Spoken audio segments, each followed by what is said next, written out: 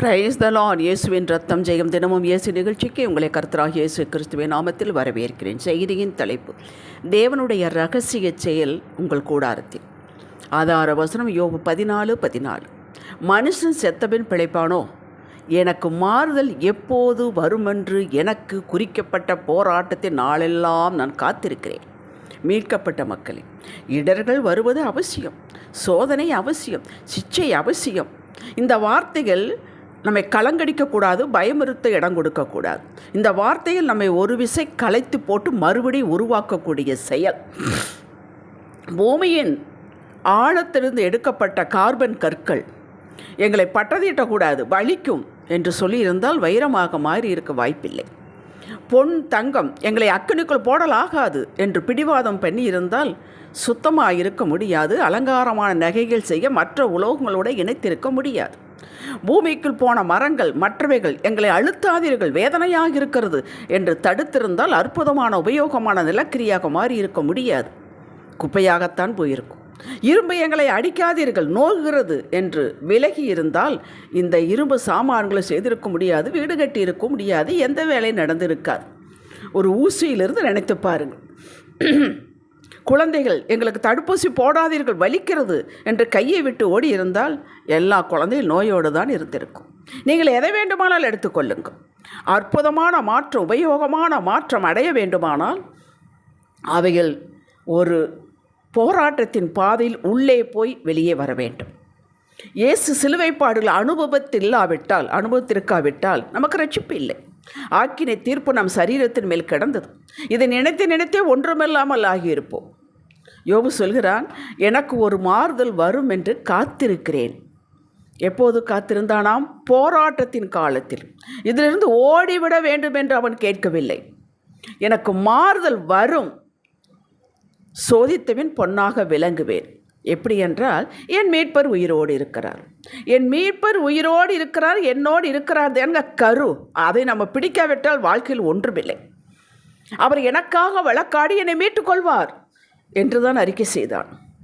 எனக்கு இரட்டத்தனையான ஆசீர்வாதம் கிடைக்கும் என்று அவன் சொல்லவில்லை, அது அவனுக்கு தெரியாது. அவர் தீபம் என் தலையில் மேல் பிரகாசித்தது, அவர் அருளின வெளிச்சத்தினால் இருளை கடந்து போனேன். இதெல்லாம் அவன் நடந்து வந்த பாதையை சொல்கிறான்.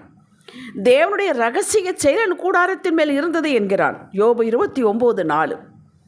எனக்கு தெரியவில்லை ஏன் இப்படி நடந்தது என்று. அதே போல் யோபு 42ஆம் அதிகாரத்தில் கர்த்தர் யோபுவின் சிறையிருப்பை மாற்றினார். யோபுவுக்கு முன்னிருந்த எல்லாவற்றை இரட்டத்தனையாக கர்த்தர் அவனுக்கு தந்தருளினார் என்று பார்க்கிறோம்.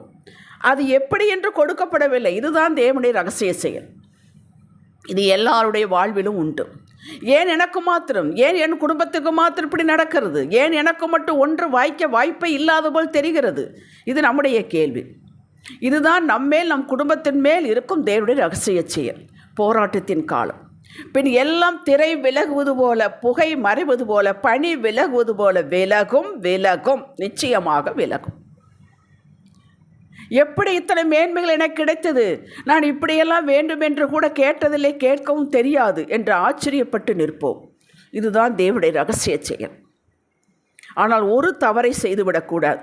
என்னுடைய பக்தியினால், யுக்தியினால் என்று சொல்லக்கூடாது. இப்படி வேண்டுமானால் சொல்லலாம். என் போராட்டத்தின் காலத்தில் என்னால் எதுவும் செய்ய முடியவில்லை என்றாலும் அதை ஏற்றுக்கொண்டு தேவ கிருபையினால் தாக்கு பிடித்தேன். தேவகரம் என்னை பிடித்து உருவ நடந்து வெளியே கொண்டு வந்தது, இல்லை என்றால் அழிந்தே போயிருப்பேன் என்று சொல்ல வேண்டும். பவுல் சொல்லுகிறான், என்னிடத்தில் நான் யாதொரு குற்றத்தையும் அறியேன், ஆகிலும் அதனாலே நான் நீதிமான் ஆகிறதில்லை. என்னை நியாயம் விசாரிக்கிறவர் கர்த்தரே. 1 கொரிந்தியர் 4:4. கேட்டீர்களா? எப்பேற்பட்ட ஞானவான் அவன் சொல்லுகிறான். இப்படி போராட்டத்தின் காலத்தில் யோபு நிதானமாய் பேசினால், பதறவில்லை, வழக்காடவில்லை, முறுமுறுக்கவில்லை, நாவினால் பாவம் செய்யவில்லை, தேவனை குற்றப்படுத்தவில்லை. இதையெல்லாம் மறுபடி கேளுங்கள். இப்படித்தான் நாமும் இருக்க வேண்டும்.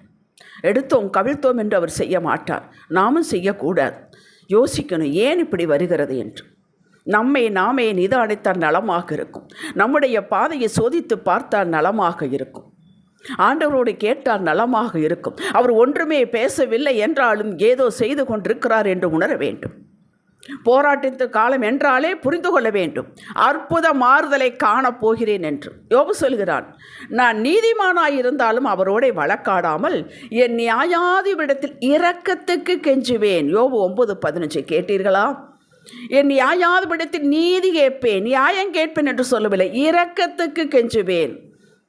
இதைத்தான் நாமும் செய்ய வேண்டும். இந்த காலகட்டத்தில் அவர் நம்மை கொஞ்சம் விட்டு வேடிக்கை வாய்ப்பது இல்லவே இல்லை.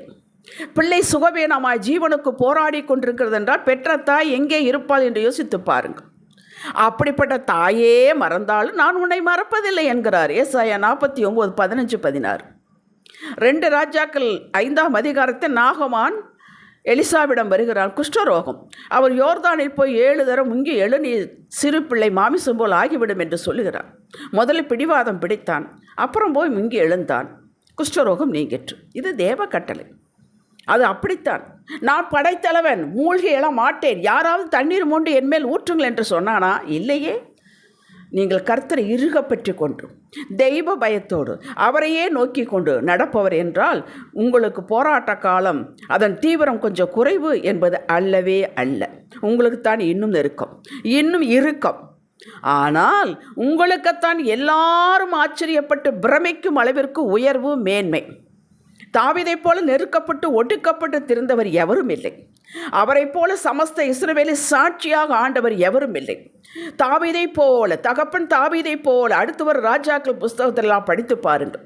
தாவீதைப் போல அவரைத்தான் மாடலாக வைத்தார் ஆண்டவர். இயேசுவையே தாவீதின் குமார் என்று அழைக்கப்பட்டார் என்றால் பாருங்களேன். நெருக்கம், ஒடுக்கம், இதை பார்க்காதீர்கள். அதுதான் உங்களுடைய பயணிக்கிறதே. எப்படி அதை ஏன் பார்க்க வேண்டும்? தேவனுடைய ரகசிய செயலை எதிர்பார்த்திருங்கள். எப்படித்தான் என்னை விடுவித்து உயர்த்துவாரோ என்று உங்கள் வாழ்க்கையை நீங்களே வேடிக்கை பாருங்கள். உயர்வு என்பது நிச்சயம். ஜெபிக்கலாம். தகப்பனே, நெருக்கமோ, ஒடுக்கமோ, அவமானமோ, நிந்தையோ, பசியோ, பட்டினியோ, எதுவோ, இவைகள் எதுவும் உம்மை விட்டு என்னை பிரிக்க நான் விட மாட்டேன். உம்முடைய பாதத்தில் நிற்பேன்.